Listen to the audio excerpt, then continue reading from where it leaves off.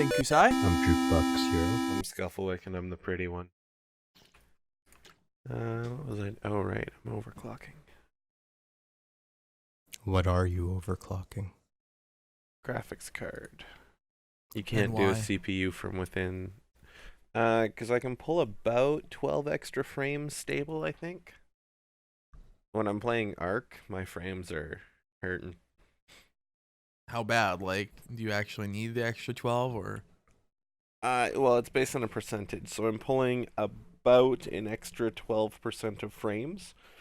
In Arc, I'm sitting at like 30, 36, sometimes in 40s or 50s. Well, the 40s So, yeah, and an 50s wouldn't extra- be bad, but the 30s an would ex- suck. Extra 4 or 5 frames in there would be nice. Why is it getting down so low in frame rate?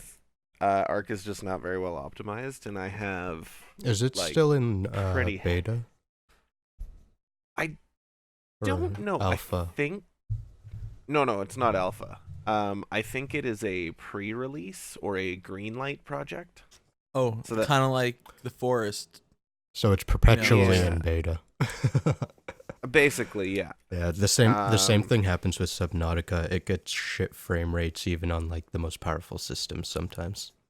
It's in No, pre-release that's too. optimization. Yeah. So, the same thing, or what was I gonna say? Words. Yeah, words.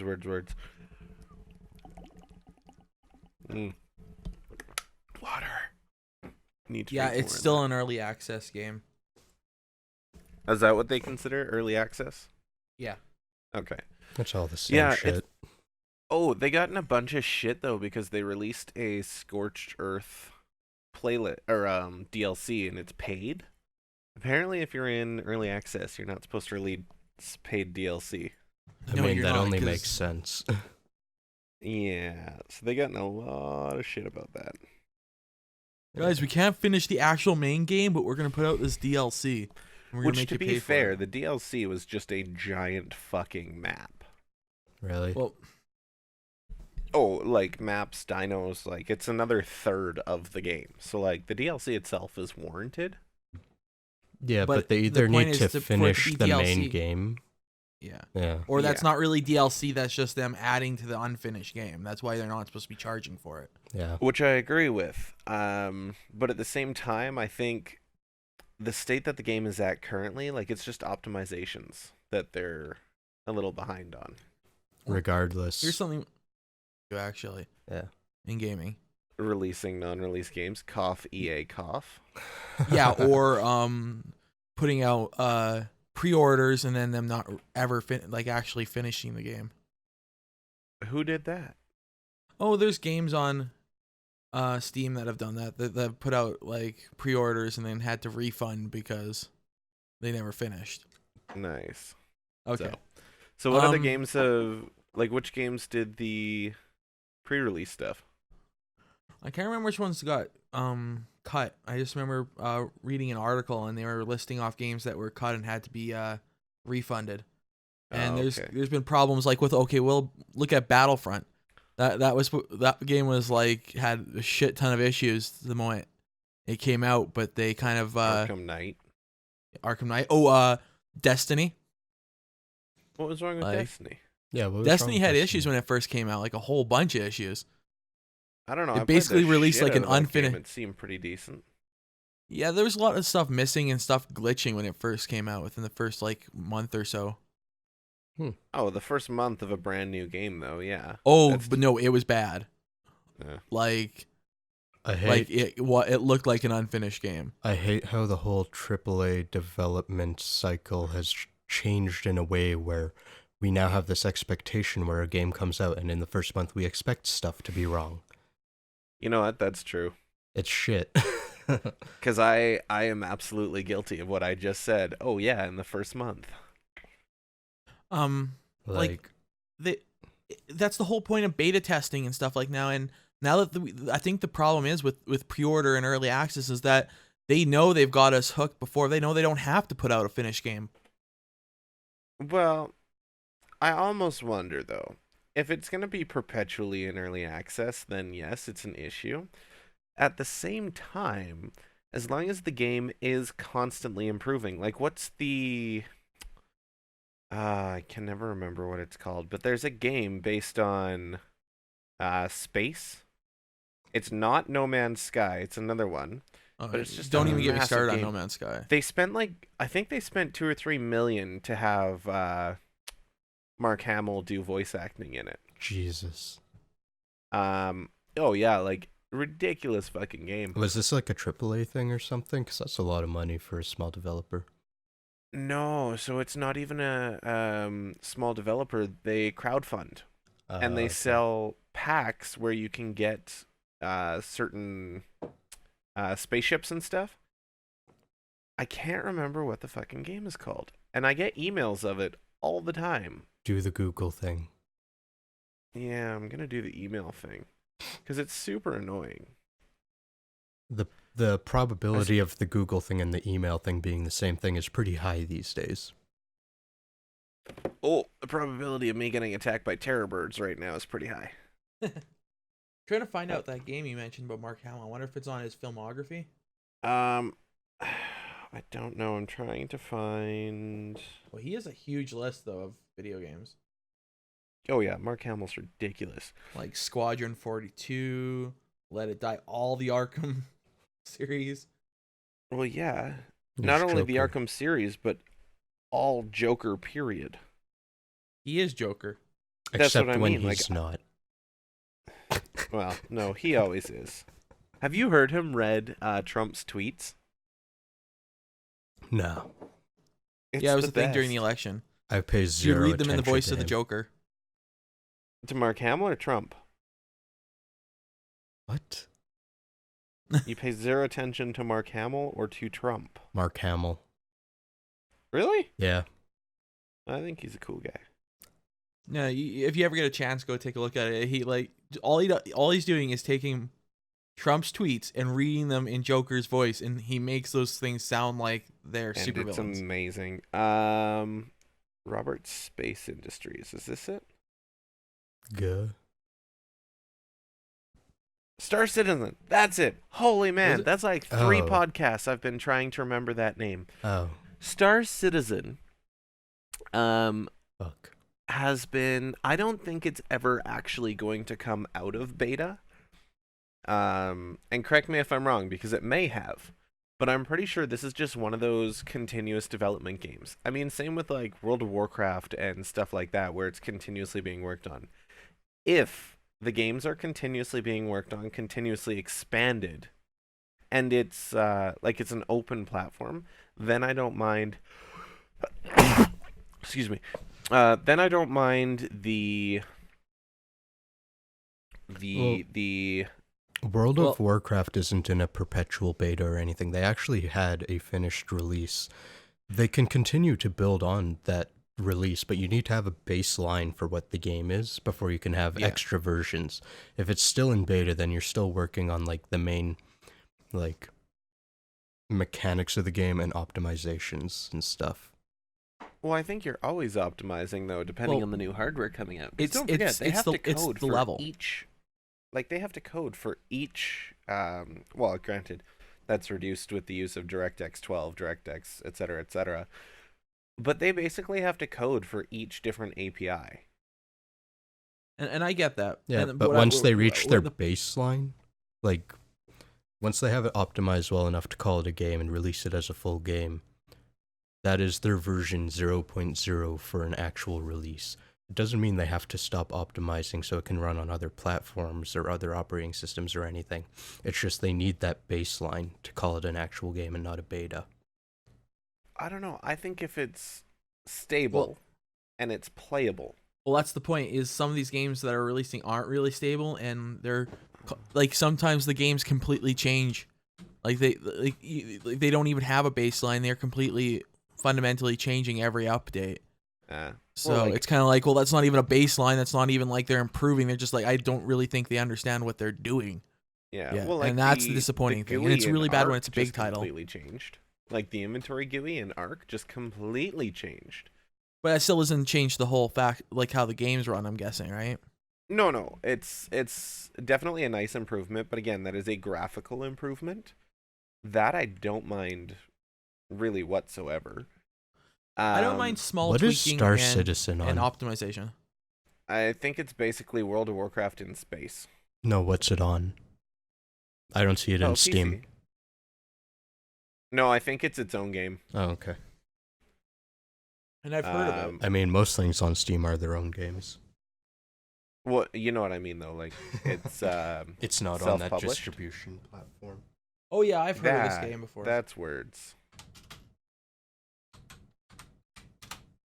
Yeah, they've been out for that game's been out for a while, Star Citizen, hasn't it? Yeah, and I still don't think it's had an official release. It's now But- called it. Now it's coming out Squadron 42, releasing 2017. That's what they're calling it? Yeah. That's kind of surprising, to be honest. Like, yeah, I'm just 'Cause, like- reading here. Yeah, both Star Citizen and Squad. Oh, they're set in the same universe. They're basically using the same stuff and making a separate game. I'm scrolling through it. Yeah, It I looks got like no a problems separate with that. game. It is, but from reading up on it, it seems like they're just like, yeah, we didn't quite finish this game, but we're gonna use everything from this game to make another game, but set in the same universe. That's fine. Oh, it's fine, but it's like when you go to them, their Wikipedia page is essentially the same. Eh. They, Yeah, I they, get- they no. actually don't even have a separate Wiki. Wikipedia page for it. Nice. But weirdly enough, Star Citizen isn't credited to Mark Hamill, but Squadron 42 is. Maybe that's the one that he did the voicing for then. I'm thinking they just are using his stuff for Squadron 42 from Star Citizen. Could be. But like that entire game is crowdfunded. Yeah. Which, you know, I'm fine with crowdfunding games taking forever to come out and like indie games having issues, but it just irks me when it's main release games releasing in stores with like what essentially should just be a beta. Like you guys, they should have the money to do beta testing before I spend $70. Well, that's a funny thing with Bethesda. Like That's the something. Fallout games and like Skyrim and all that stuff. It's just like glitch mania. And people actually Yep. like it in those though. It's funny. Well, yeah, the glitch, like weirdly enough with their games, it's almost like fun to have glitches in those games. I don't know if you guys play them, but like it's fun. People actually go searching for the glitches in those games. So, And like I don't think there's anything wrong with that. But at the same time, I think like those people are searching and trying to inflict a glitch that they know should happen. yeah. If you're just playing and all of a sudden you're like 300 feet above the ground flying on a dragon and then your dragon spawns through the ground, that's a problem. That's a That big stuff problem. should be fixed. The other stuff, I mean, unless Every people game are has a glitch. Yeah. There's no way Like, to I get remember rid of them- every glitch. I remember playing World at War Zombies when it came out on PS3 there, like Call of Duty World at War. Okay. And there was a glitch on a couple of those zombie levels that you could hide underneath stuff. And I remember them like this is like maybe like 6 months to a year after the release, and they fixed all the glitches. Like I don't mind that. Like those are like small tiny glitches that are being fixed. Like Oh, so you want to talk about or Cuddles and I refer to that as cheesing. Like you find a certain rock or you stand behind a certain ledge or like you jump from here to here and you can make it to somewhere you shouldn't be able to.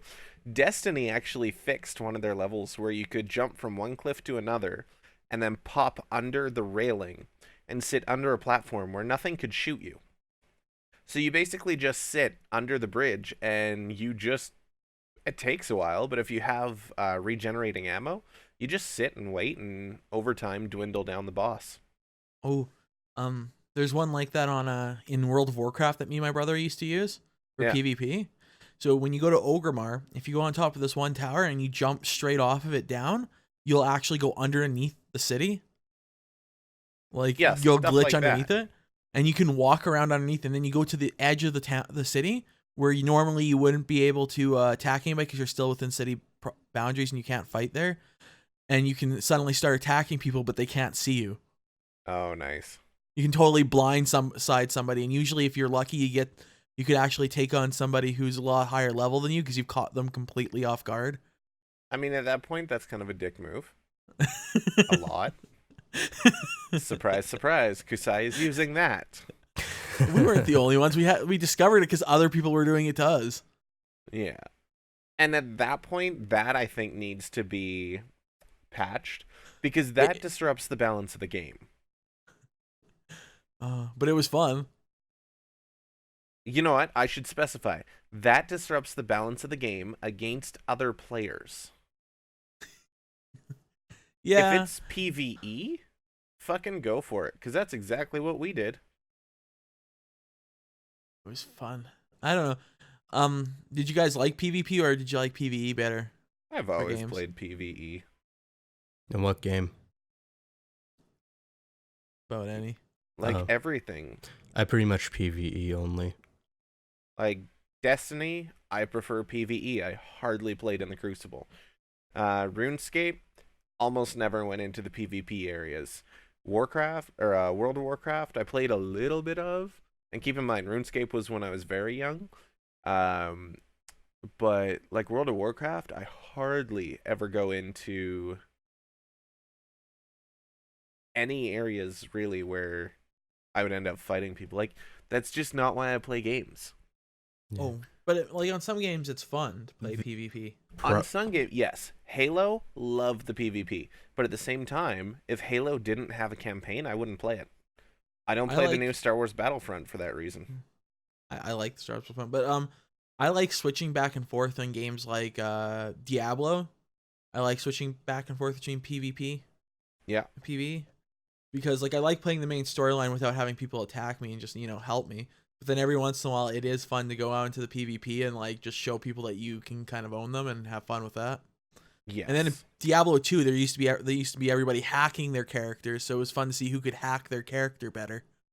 So I loved when you hacked the characters to make it look like they were butt ass naked and they level 1 and people thought you were just like a noob coming into the PvP, and then you walk out and you instantly kill them.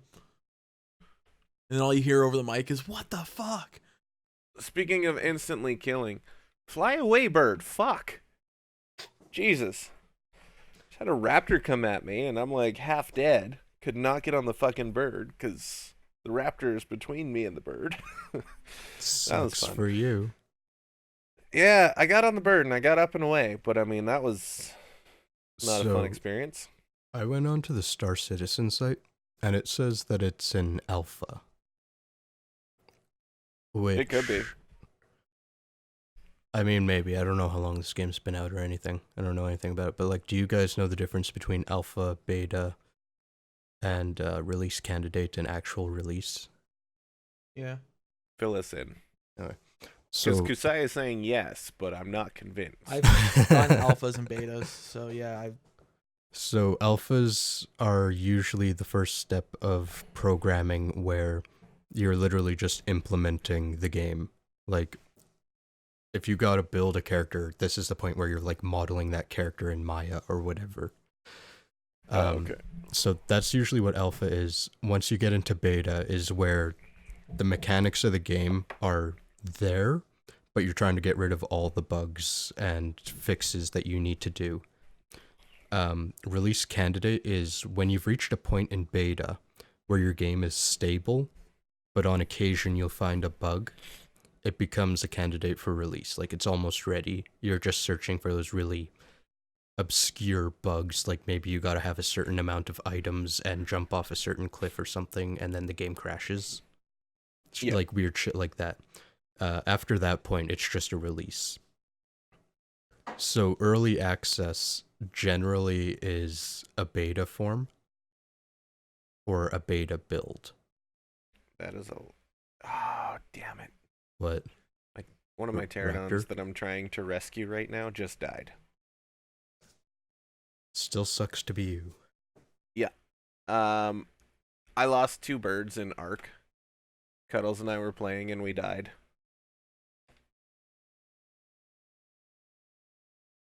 Did they both die?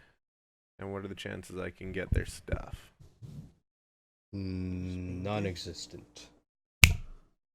No, there's usually a good chance you can recover shit within 15 minutes. There we go. Doesn't Dark Souls use that kind of system? Or World of Bloodborne? Warcraft does too, I think. Yeah. If you can get to your stuff within X amount of time. Like a lot of games do. Diablo does as well. Minecraft. Oh, sweet. I got one of the 2. I like when you can go back and get the stuff you've lost. And I got a bird attacking.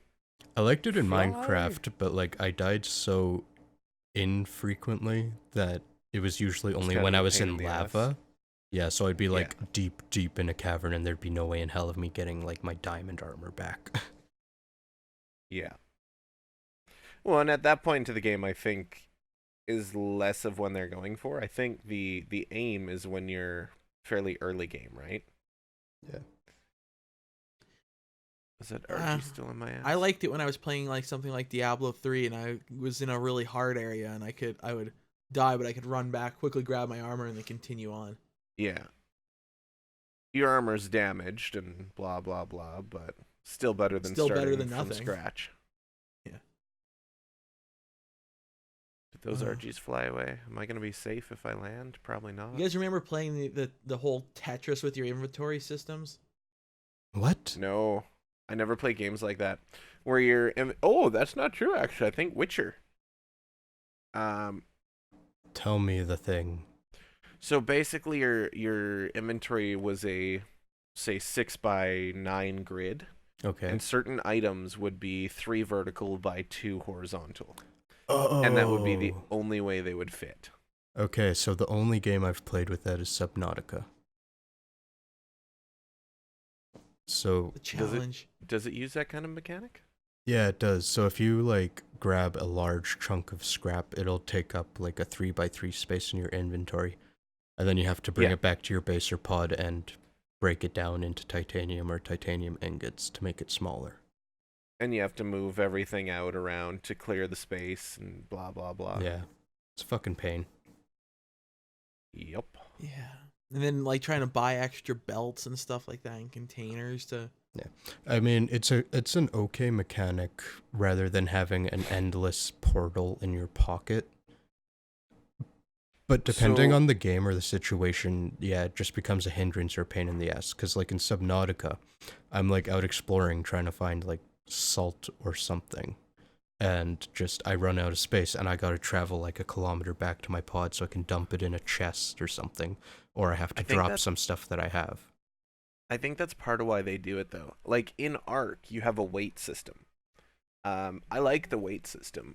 Except, I'll be carrying 600 walls, like 8 foot by 6 foot walls. I'll just have 600 of them and walk around. And I mean, obviously, it's an exaggeration because they're very heavy. But I crank 150 movement speed just so I can outrun any dinos that are going to come after me. And then I crank weight, like pure weight. Because my biggest thing is I like to gather resources and build. So at that point, like, I carry a shit ton of stuff.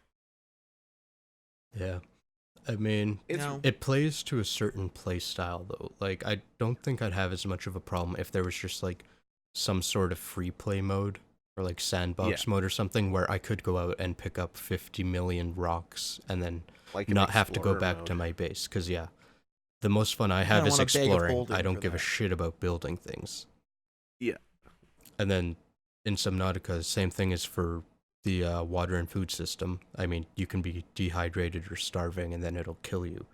But like, I find myself having to go back and get things to create water with so often that it's like hindering the fun I was having.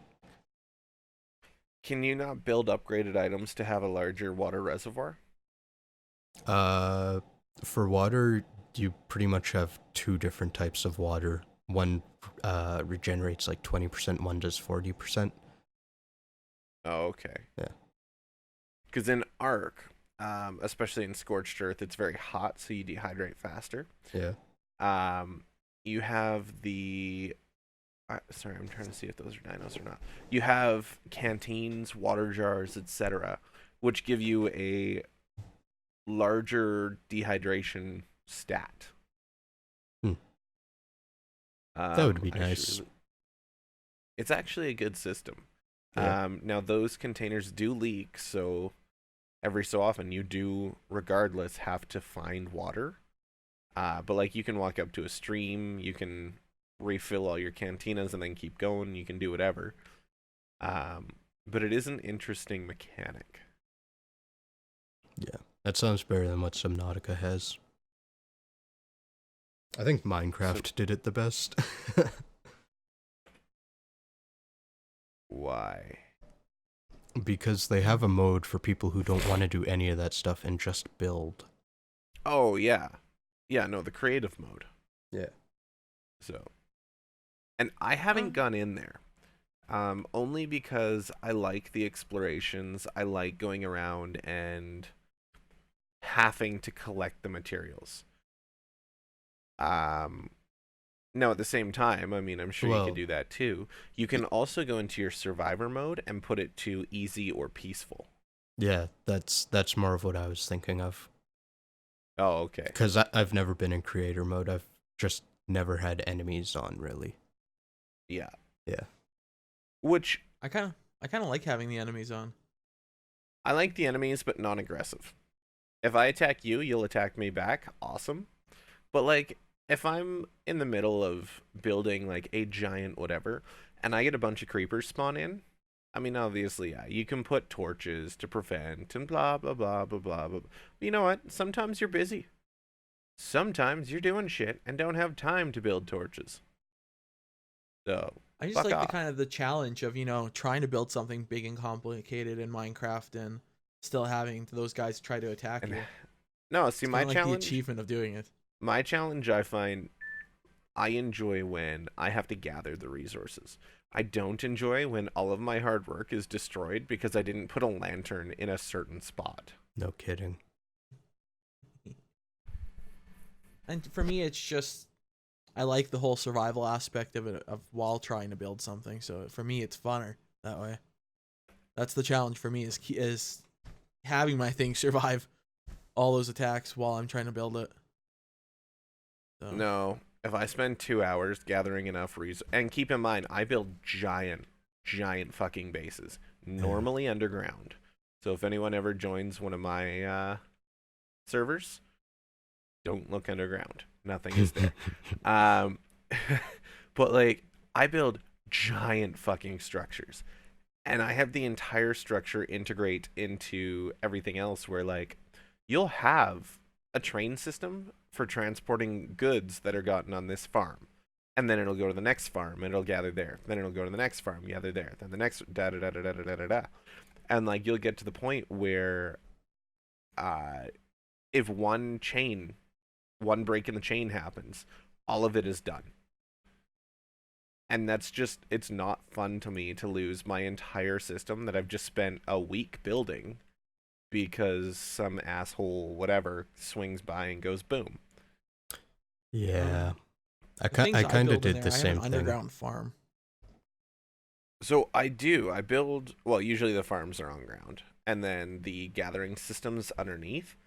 But like, I build irrigation systems that time based on how far along the train is, da da da da da da da. Like, everything is very calculated, and if one thing goes wrong, half of it is gone. So you don't build any redundancies into it?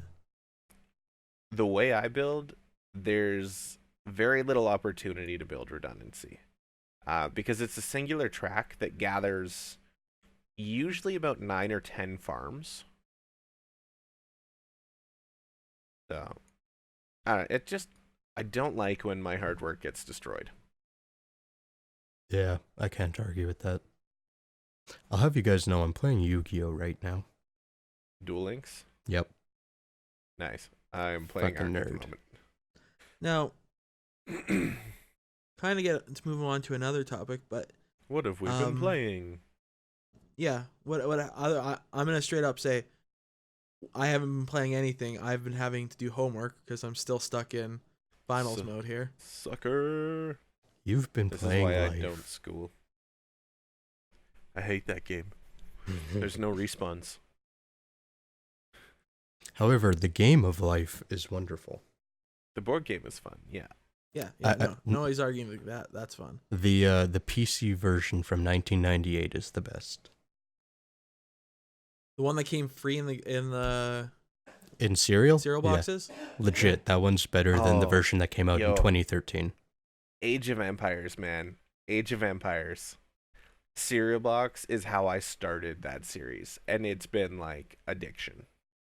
I didn't know you could get that out of a cereal box. That's how I originally got Age of Empires, was out of a cereal box. When? We had a version that came out of there.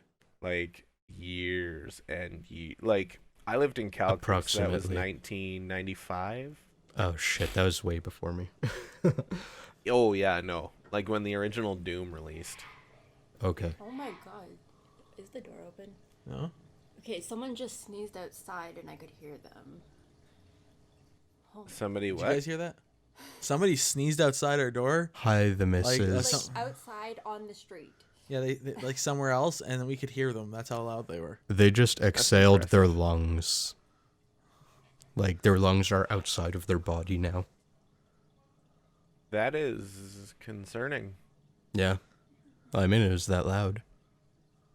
Oh, those are dodos.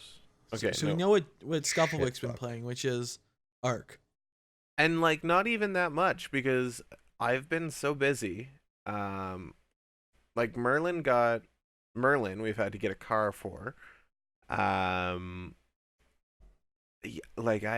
It's amazing. I am constantly busy but never get anything done. See, So still I see what suppose should've done you to didn't Merlin get is any You should have gone cleaning. down to the local high school, and you should have just bought her one of the school cars for like $100. No, she got a 2016 Mitsu Lancer. Come on, but $100 versus Yeah, $100, and then you gotta drop 10,000 into it to fix it, or just buy a car that's got warranty for the next 6 years. Seriously, does that mean you didn't get any cleaning done?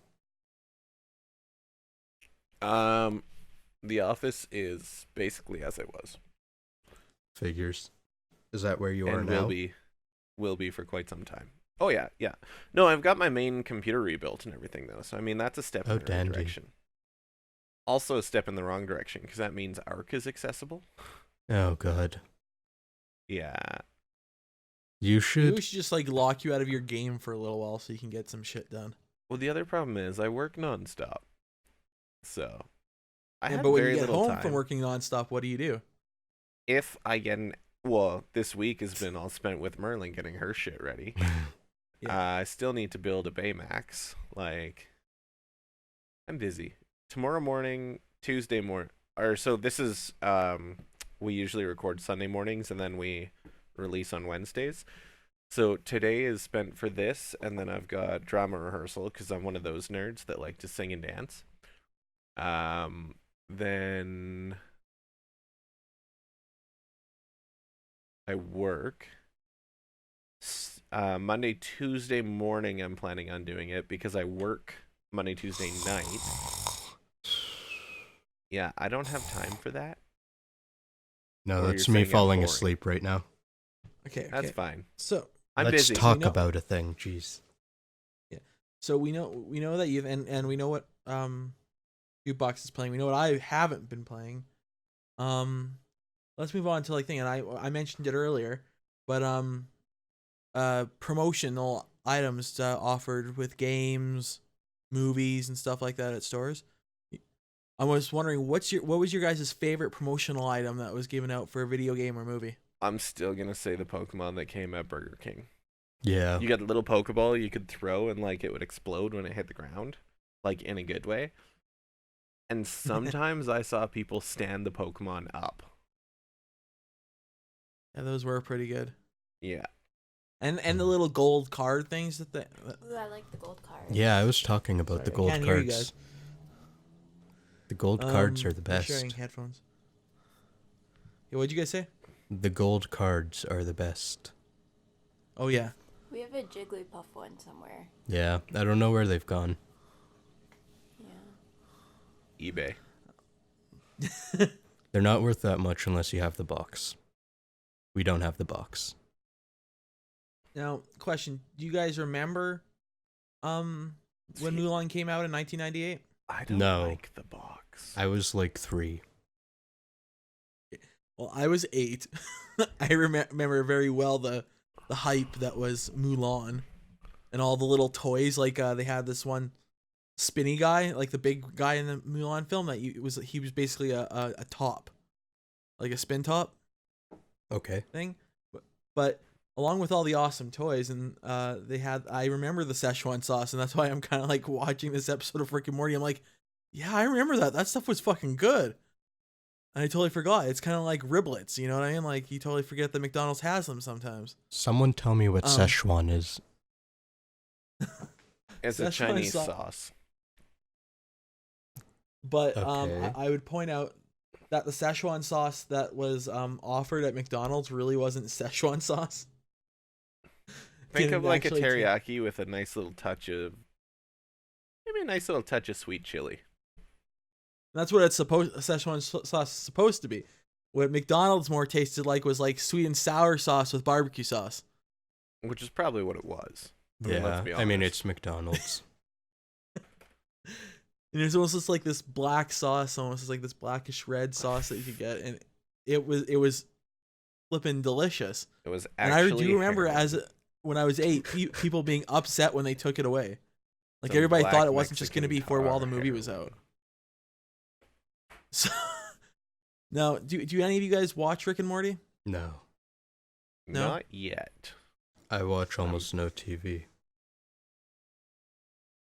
The whole episode almost like revolved around Szechuan sauce.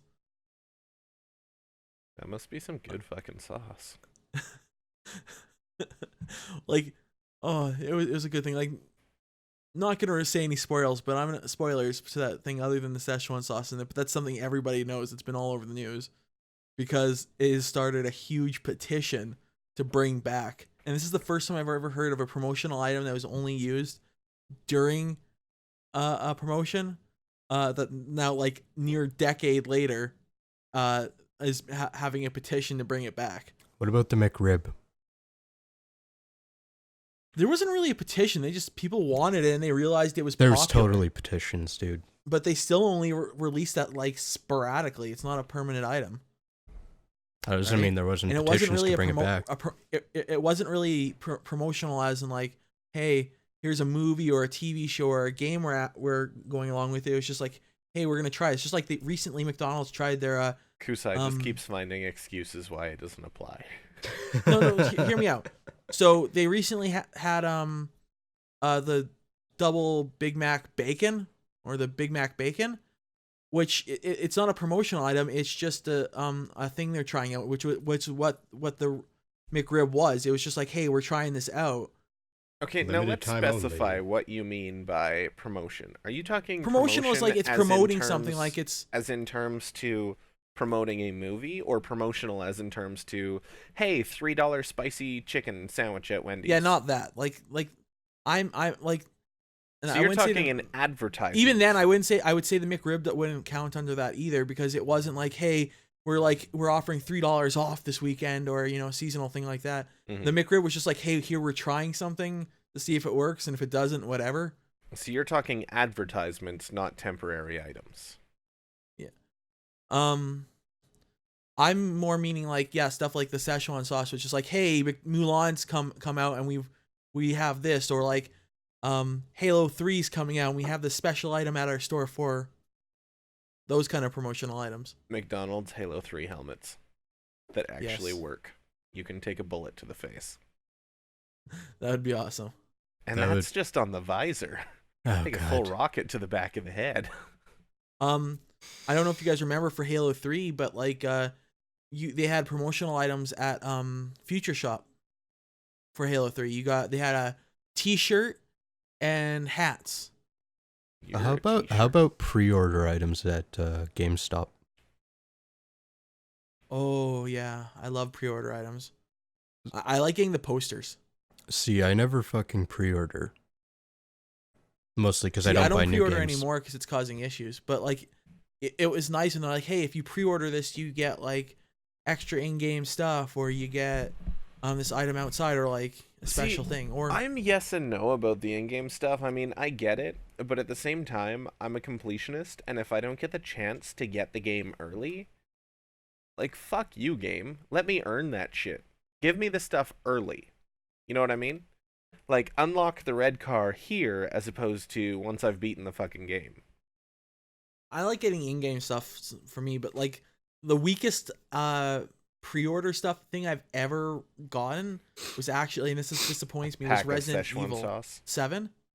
Resident Evil 7, if you pre-ordered it, all you got like a health pack, like herbs and stuff like that, like a little small pack of that In-game? right at the beginning of the game.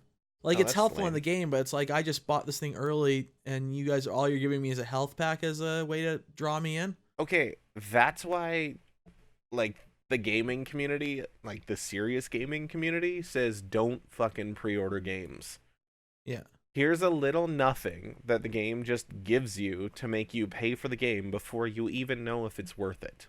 Or wait a week, listen to the reviews, and go, yeah, this game meets my expectations. It's a full release, like we were talking about before, people releasing games before they're ready. It's a full release. Cool. Now I'm going to spend my money. What See- game developers have done is give you a little trinket or a little whatever. Your car is a different color at the start of the game. Pay us without us even releasing it properly. And then that pushes towards this mentality where they don't have to release a full game. Yeah, and see, that's the issue. Before, I'm going to point out, serious gamers would pre-order. Like, they would, but it's become an issue, and before, everybody used to love Yeah, that. And like, I would pre-order items were pre-order actually a lot better Halo. back then, though. I would pre-order Halo to get Halo, just because maybe there's not enough releases. On the flip side, when you've got Joe Blow game and they're like, because you know Halo's going to be a full release, right? It's going to work. But if you get a game like fucking see, Mario Kart's the only other one I'm thinking of. Mario Kart, again, you know is going to work.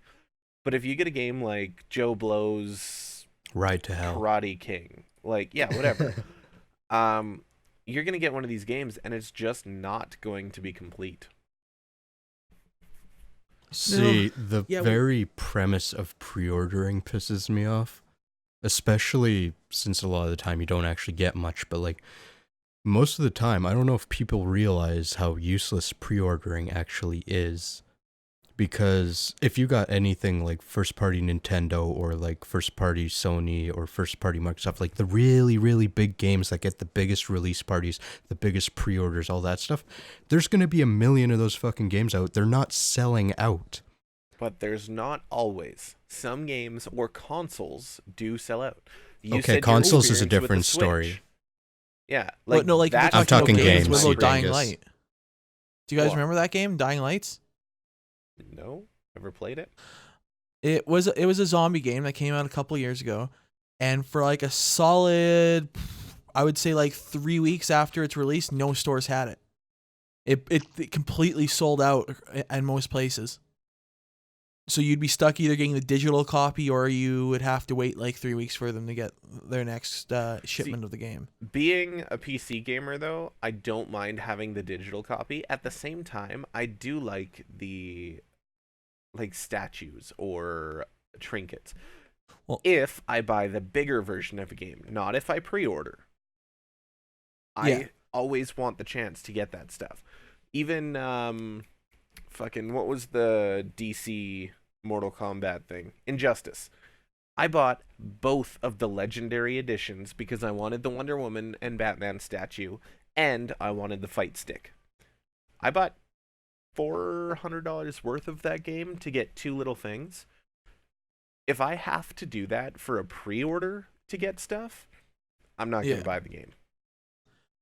Now, speaking of that, I know you're a bit of a limited edition whore, because that's what you love buying. You have a whole wall of it. I do. What's your favorite limited edition game you ever got? Like with the best items? Like what just overall impressed you? Okay, well, let's look over at the wall. I love the Fable series. They have a nice book that comes with a coin. I'm not a huge fan of the art books, but I mean they're nice to flip through once in a while. And I haven't played this far in the series, but I do have the BioShock Infinite. It comes with the bird, like sitting on a statue with its wings spread. It's a good looking statue. The statue that came with Elder Scrolls Online, again, have not played any of those games. Wanted the statue. It's a good looking statue. Yeah. The one that I was really looking forward to, but just haven't done, because I don't like to buy games when they're new. I like to wait a while. Is South Park: The Fractured But Whole, released or as a pre-order bonus, would give you what was the prequel to that? The Stick of Truth. Yeah. And granted, Stick of Truth is only what, $10-$20 on Steam, but they would give you a full game to pre-order the next full game. It was almost like, hey, this game is awesome. To prove it, here's the prequel so that you can catch up and get to where we're at. I think I remember Fear 3 did that. Did it? Which okay. game? Fear 3. Oh yeah, I actually have the Fear, the whole series. That's an awesome series. Yeah, but like to release a game, I don't even care. It's an older game that most everyone has played. I don't have it on Steam, or I don't think I did. But to give me the prequel game, if I didn't have it already, so that I could catch up and get ready for this $80 game that you're about to sell me, that I appreciate. Okay, when do you guys remember the Halo 3 release? That was my favorite limited edition. Helmet. Now, I pre-ordered the limited edition, so when you pre-ordered it from Future Shop, you got the promotional items they were selling before. So that's the t-shirt, the hat. I also got a game case thing that looked like one of the rocket launcher cases from the game. Oh, nice. They gave me the helmet, you got the special collection DVDs that came with it as well. You know, like the inside the game. And what was it? They gave you another game. You know what it was? And it was kind of disappointing. It was Fantastic Four, the Silver Surfer video game. Gross. See, and that has nothing to do with Halo. I know, and I was like looking through all these back. items that have to do with Halo, and then there's just this extra game stuck in there. I'm like, you guys are just looking for a way to get rid of this fucking thing because you can't sell it. Oh, exactly. So We'll just give it away free with this. What was the most disappointing limited edition you've ever seen or owned? No, I'm fairly happy with all mine, but if I would have to say which ones rank the lowest, it would probably be Gears of War 3. Why? Because they're like, here, there's this special collection, and the only thing that was really big and different was that it came with a medal that and a tin case, and a little tin DVD case, and that's it. But it was like something like $20-something or $30 more than the regular edition. I don't mind the metal game cases. I like steelbooks. Steelbooks. That's what they're called. Halo 2 or Halo 2, I think, had a really nice steelbook, like the art on it, the coloring. I have it. I'll pay extra for that. I don't mind. Oh, I'm not saying I won't, but I'm just gonna point out that out of all of mine, it's the one I paid almost the same price as some of the other ones, and yet it had the least. Yeah. Like, look what I just told you what I got for pre-ordering and getting the limited edition for Halo 3. Yeah, Silver Surfer. Good job. Yeah. The second most impressive one was probably my Diablo 3, which I still use stuff from that. You got a book, the Diablo 3 book, like with all the art and everything. You got a behind-the-scenes DVD. You got a USB shaped like the Soul Stone from the game that has a Diablo skull holder for it, and like a whole bunch of other little items like that in it. And it was maybe like $100, but you got a whole bunch of stuff, and you got in-game items. So yeah, I'm not a huge fan of the in-game item stuff.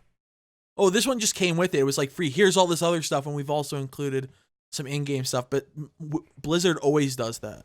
You know what? If it's stuff that again, I'm not a huge fan of the pre-order or the exclusives. If it's stuff that I can get later by working towards it, then I'm good with it. Oh no, they just add these little things in there to say, "Hey, you've pre-ordered." It was usually like little pets that follow along you in the game, but they were like Visual it wasn't a pre-order only. item. It was a limited edition item that came with all the other stuff. See, that I'm good with. Yeah. I liked it. Or if it was kind of neat. If they do absolutely nothing in game. Ooh, and they also had this weird tentacle things, like the angel wings from Tyrael from Diablo 2. You got as an in-game item. You got a wearable thing. It didn't do anything. It was just wearable. Are you talking the angel Teriel? Yeah, and Tyrael. Oh, okay. Yeah, and in the game he has these really awesome wings, and you basically get his wings as a in-game item when you got the limited edition Diablo 3. Do they do anything, or are they just visual? Just visual, and they were just kind of sweet. Cool. I'm good. Yeah. That one was really nice. You got a lot of items with it. It was a decent price. So now there's a game that had some issues when it first came out, but that was mostly because their servers kept on crashing. Yeah, server issues I hold differently than game issues. As an IT guy, obviously, like, fix your fucking servers, man. Come on. But at the same time, to predict what kind of server load you're going to be dealing with is not an easy thing to do. That being said, expect what you sell. Jesus Christ, look at Pokemon Go. That's actually the biggest example I'm thinking. I watched their I kinda get GDC Pokemon Go. presentation. They showed they had a baseline 1x. This is what we hope to get.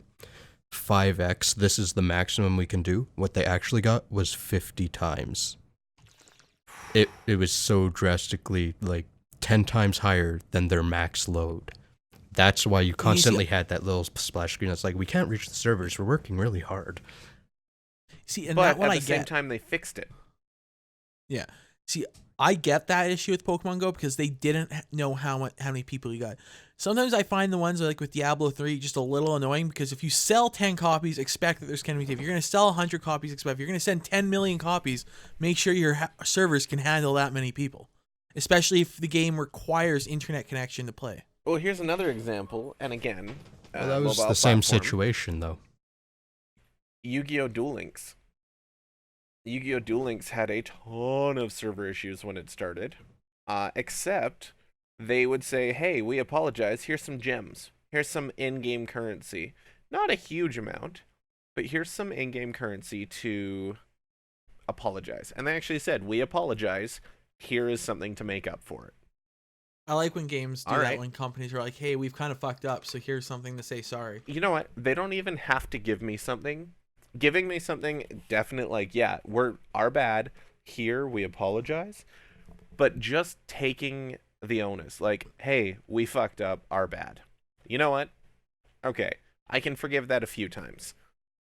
Hey, we fucked up, our bad. Here's something to make up for it. I'm gonna accept it a few more times. You know what I mean? Like, and they fixed I it. kind of agree with that. That's the biggest thing is they fixed it. See, I like that with anything when it's not just games, but I like when the people making whatever you're waiting for, whether it be a game or a TV show or a movie, admit that they did something wrong and this is why it's taken so long and this is why it was the way it was, and they actually own up to the mistake. Communicate. That's it. Communicate with your audience. Well, give you an example. We were just talking about Rick and Morty. That thing took so long. It was supposed to be released like last year. And like the creators came out and said, like, yeah, sorry, there's been issues writing it, and if I were to be honest, it's kind of my fault. The actual one guy actually legitimately said it was his fault. It was Good taking enough. so long. I'm like, fine, I can wait. I just need to know that you guys are eventually gonna come out with it. Come out with it and make damn sure it's a quality product. Make it worth the wait. Well, that guy doesn't release shit unless it's quality. Guys, we were talking about server problems. Yeah. Does I know. everyone We should get know back what to a servers. server is? Ah, segues. Into the tech Talk. talk with Skufflewick. What's a server? Yeah. Tell us what a server is. Tell us what the difference is I'm to what asking we you, have. I don't know. I'm not Skufflewick. This is your fucking segment. Yeah, that's true. So they came up with an idea of like every week I'm gonna teach you guys some shit. And last week we saw how well that went. I'm sure nobody has any idea what happened, but this week it's gonna be a bit more simplified. We've been talking about servers and how we are PC gamers and blah blah blah blah blah. Now, essentially, a PC, a server, a computer, they're all kind of the same thing. But they all do stuff differently, and they have different qualities to them. Requirements? So, not even requirements, because you can use a gaming PC as a server. I actually have a client who did that, and we took that at a service real quick. But when you're talking about the difference between a PC or a personal computer, and I'm not talking as like, I'm a PC, I'm a Mac. No, a personal computer versus a server versus a workstation versus like even an Android box. I just had somebody on Facebook, a friend of mine asked like, hey, my Android box buffers. The internet's fast, so how do I fix it? Well, in that case, it's going to be memory. But I said, like, with all computers, just add memory, and it will help reduce the amount of times that it has to load smaller segments. Somebody came back and said, well, no, she said it's an Android box, not a computer. And I'm just like, you're an idiot. Anyways, so we're going to start with the most basic definition of just computer. So, and having preparations would have been helpful. But a computer is an electrical device for storing and processing data, typically in binary form. Now, binary is those ones and zeros. All computers work on yes or no logic. There are programs or artificial intelligences that will use yes or no logic in a more algorithmically calculated way. Those aren't what we're paying attention to right now. In general, a computer is just an electrical device that stores or processes data. So if we're going to go past that, generally the computers that we're talking about or the servers that we're talking about is a box, like a case, that has a motherboard, a processor, and storage and RAM and blah, blah, blah. That's just a computer. Now, there's subcategories of that where we're going to talk about a workstation, a just personal computer, and a server. The personal computers are the most basic of the groups. That's just simply a computer that you use at home for the most part. They use it to listen to our podcast. Yeah, pretty much what you're sitting and listening to our podcast on if you're at your computer. It basically has a operating system, could be Chrome OS, Windows, Linux, Mac OS X, could be any of those. And then within that operating system, it runs programs. For me, I run Windows. I run Windows 7 Pro specifically. And then I have games. And I have the audio recording program that we're listening to. And I have an internet browser, Chrome, Edge, Internet Explorer, Firefox, Opera if you're a hipster. You basically do Facebook, email, play games. You can do some recording, some video editing. It's basically just a computer. The next step up that we're going to go with, and there are definitely overlaps with these. Consider these not definitive lines, but more of a Venn diagram with gray areas. But the next form of computer that we're going to look at is going to be a workstation computer. Generally, a workstation computer is just a more robustly built and more intensely tested computer. So an example of this is the Asus We're going to go Asus X99A motherboard. I think it's about $200 Canadian, just for the motherboard. It's a basic board. The most people will buy that, like probably 80 to 90% of people will buy that board because it looks good, does what it's got to do, and it does it well. There are issues with it, but because there are so many people that buy it, they usually get fixed pretty well. So the companies are not as worried about sending those out because they are very well tested. The boards that they are more worried about and will test more are the workstation boards, because fewer people will buy those. But those boards can cost 5 times as much to do the exact same thing. It could include more PCI slots so that you can attach more devices within the computer, more graphics cards, more audio cards, more PCIe storage, just more peripherals within the computer itself.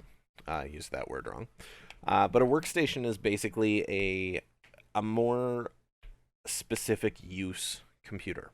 Some examples of where these would be used is any of the tech tubers, say Hardware Canucks, Linus Tech Tips, any of these guys, Kyle with Bitwit, Jay's 2 Cents. They quite often use workstation boards because they're so reliable, because they're so well integrated within more components. Linus Tech Tips uses his workstation boards as their testing machines because they're so reliable that they introduce the least bit of variance. I think Hardware Canucks uses a workstation board for their editing rig as well. I'm not 100% on that one. But anyways, workstation is basically just a more specific use and generally more tested board. There's also workstations in the sense that like it could just be a work computer, in which case it's made a little more for reliability and a little less for prettiness. That could technically count as a workstation computer, but that's more just your personal workstation, so it doesn't really fall under the category. The other category that we're going to fall under, and this one is a little more separated, but it does have the same basic components as well, is a server. Now, the best way that I can describe a server versus a computer versus a workstation is going to be, think of cars. A personal computer, whether it be a laptop, a desktop, whatever, is going to be thought of as a Civic. You hop in, you go where you got to go, it does it pretty well. If you have a gaming personal computer, something that you've added a graphics card into, consider that the Civic SI, like the little sporty version where maybe they throw in a turbo or whatever. You're going to hop in, you're going to get going where you're going a lot faster. The next one, the workstation, think of more as a Corvette to a Porsche, maybe. Like you're starting to get into those like really fast, really like vroom vroom cars. You could also think of it as maybe like a Formula One car in some cases when they are built for speed, where it is very specifically built for that. You don't take it on the road, you don't take it anywhere else, it's just for the track. Servers, however, think of more as a diesel engine. They're not as fast, or like a diesel truck. They're not as fast, generally. But what they do is a different tactic. You're not just driving from, say, Edmonton to Calgary. You're driving from Edmonton to Calgary, pulling 40,000 pounds worth of cargo. Now, in this case, instead of cargo, you're actually running multiple programs at a time, multiple server programs at a time. So this could include an email database, could include a security system, could include security camera monitoring system, could include antivirus databases, could include a whole bunch of stuff. Generally in personal computers, you're going to have fewer tasks that want to run faster, whereas in servers, you're going to have many tasks that don't usually necessarily need to go fast. They just need to be stable. And again, that's kind of where it goes into the diesel engine. Is it takes a little while to get up to speed. Like, if you've ever started a legitimate server, it takes about 2.5 minutes when you hit the start button till the time you're logged in. Whereas on a personal computer, it's like 30 seconds. Servers are definitely an interesting story, though, because they are also multi-use. Again, this is where that Venn diagram comes in. So all of what I'm saying is, this is what it is, usually, except in most cases, because it's awesome. Yeah, this is my daily job. It's super fun to deal with. But think of servers as a semi. You got a lot of stuff you're doing. Doesn't matter how fast you go. Workstation, you need the power. You need the speed. You're doing one or two things. Personal computer, you're doing a bunch of little stuff, whatever, running here, there, cool. But it's just a basic device to get you from where you are to where you want to be. Do we want to talk about hardware? Probably not. That's essentially the differences of like what is named for what. And again, you can use a personal computer or a workstation computer as a server. Servers also aren't always giant, powerful machines. Like at my place right now, I have a dual CPU server, like a server that has 2 processors in it.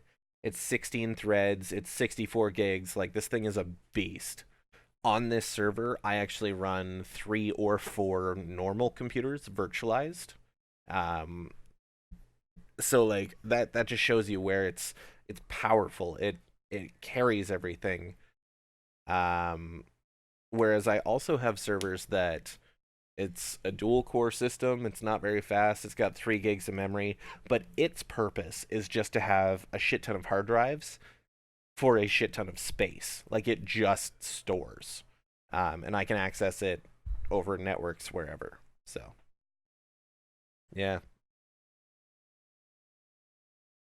Yeah, that taught nobody anything. Good tech talk. No, Good job. I think it did. That's all on you.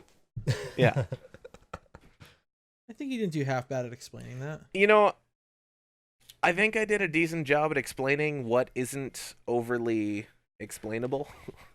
Because like I said, there's so much overlap and there's so much inconsistency between hardware versus use versus whatever. If I got you the basic idea where a server is a workhorse, a personal computer is like a commuter car, and a workstation is a car specifically for a task, like even a showroom car, workstations can specifically be built just to look good.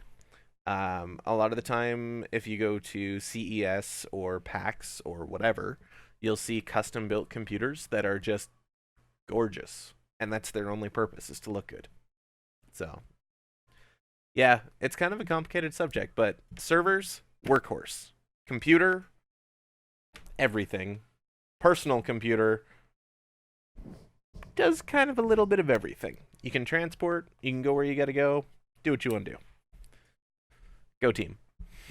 No, I think that's a good explanation. That's good, because that's as good as they're getting. All right. University professor, the Skufflewick, you are not. Well, yeah. I have 12 minutes. What else are we talking about? 12 minutes? Let's talk about those 12 minutes. Well, they're made up of seconds, I can tell you that. You just want to like start getting into temporal distortions and temporal time and start talking about that kind of crap? So the faster you are traveling, the slower time moves. So if you were to get onto a rocket ship and fly, I think it's fly 20 years out. Fly out for 10 years and fly back for 10 years at the speeds a rocket ship will go. It will actually be 88 years past on Earth. True story. That's what Kusai is talking about, I think. No. We Okay. talked about that. Also point out. Oh, I've I've done also, general and special relativity, so okay. also, why they, well, you have, not all of us are nerds, says the guy who cosplays. Also, that's why the Kessel Run is measured in parsecs and not time. Although that was Yeah, really I like just how because people George don't- Lucas didn't know what the fuck he was talking about. He just wanted a fancy sounding word. No, seriously. He didn't realize that it was a measurement of distance, not of time. But the fans came up with the theory to match it to make it work. And it's now canon. Yeah, it is. Good job, fans. See, we are the best. When the fans know more about the fictional universe than the author who wrote it. Ceiling Give a hell fans off. are my favorite fans. I like the Oh. like hand dryers that are low enough. Like, you know when there's adult mounted hand dryers, and then there's hand dryers that are made for like midgets or kids. Like when you're in the pool change rooms or whatever. I like the ones that you can turn upside down and blow up your towel. Those are my favorite fans. Gross. Yeah. Also, that's funny. Noctua fans are really good fans. Firefly. Dyson. Is Dyson considered a fan or a blower system? Oh no, they have those bladeless fans. I never figured out how those work. They're nifty. I was also talking about the ones in the washrooms like you were.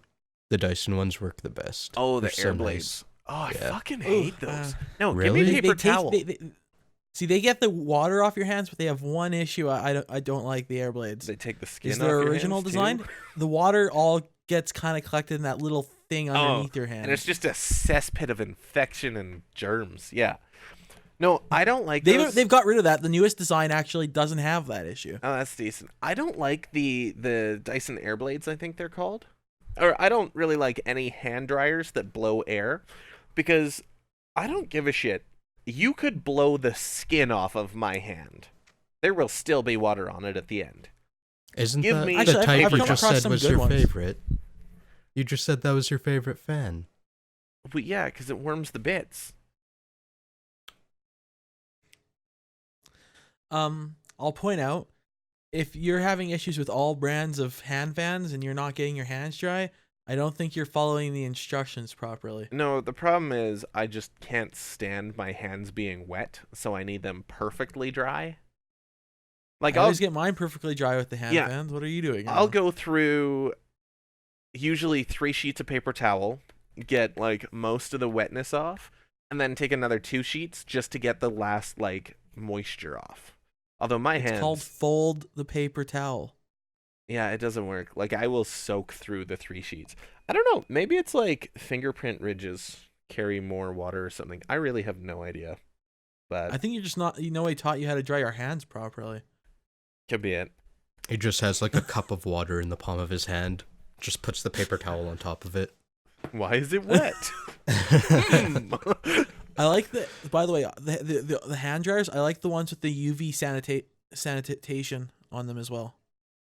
What is that? Yes, but I have to question really how well the UV.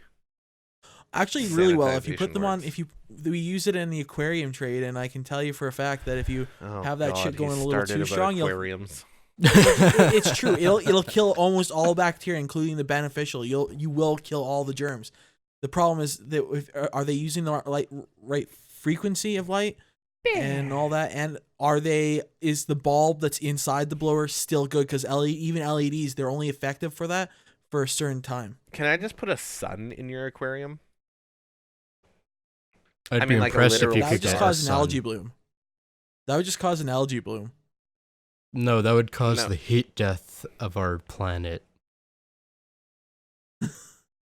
No, I'm just saying natural light, like actually leaving it out, aquariums out in the sun, actually just caused issues. So No, I am talking a literal sun in your you'd aquarium. be dead. Skufflewick. Actually, yeah, Skufflewick. You'd probably be dead before you even got to my aquarium. We would all be dead. I'm already dead. Oh. The first cut is the deepest. Oh, and Skufflewick, it doesn't matter. He has no soul, so you know. First cut is the deepest. I don't know what you're singing. That was before your time, Jukebox. Most things were before my time. This is something your mom would have listened to. You do realize I have thousands of records, right? Yeah, but it's I not know, but- old enough to be on a record.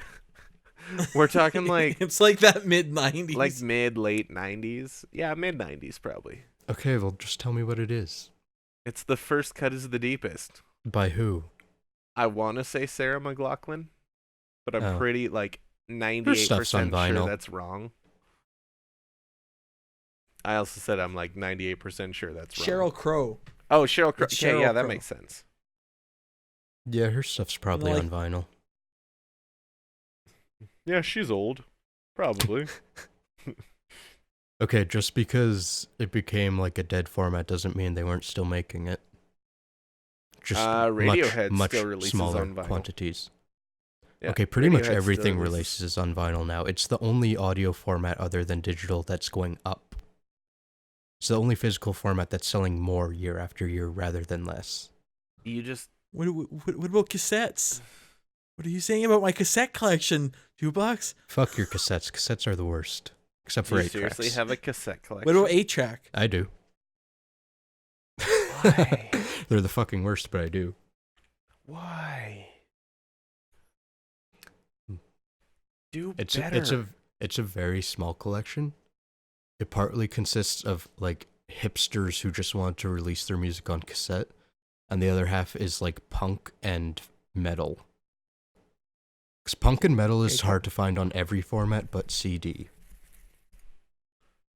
I have one question. If you hate cassettes, then what do you think about 8-track?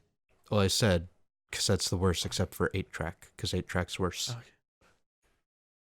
It's like a lower quality tape, and it's on a single reel.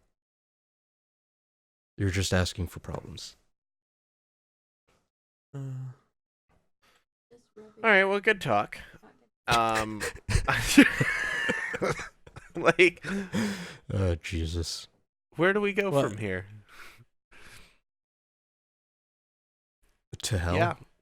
No, I'm. Fuck. I hang out with you two. We're already there.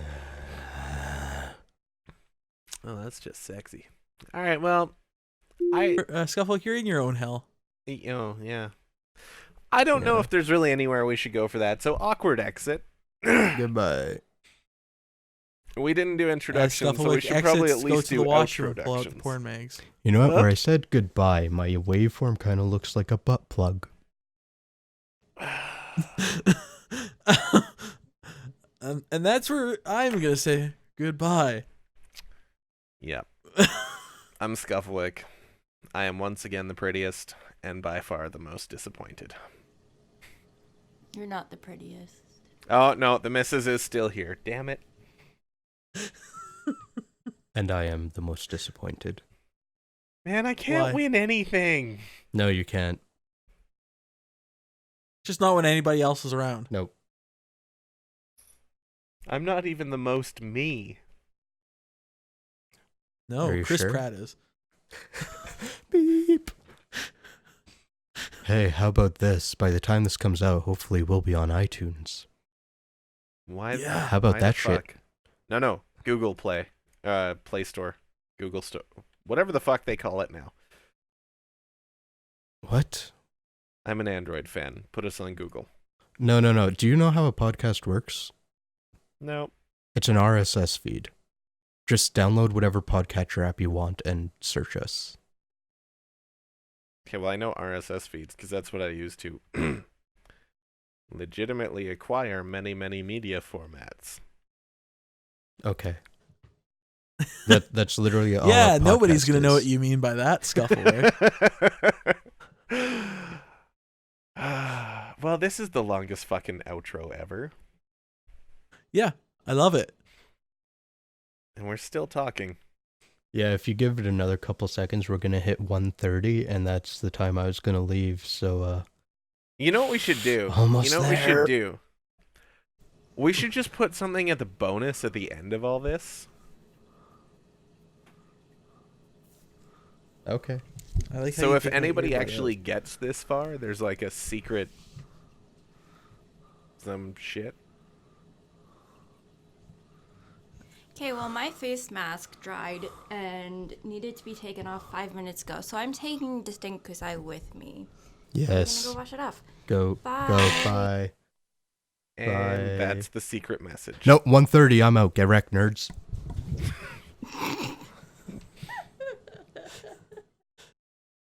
So I'm just sitting here. I'm just sitting here alone.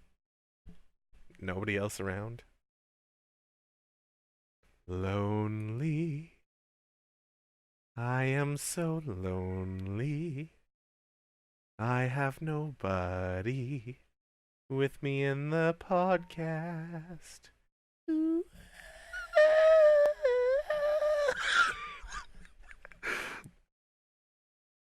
Okay, bye.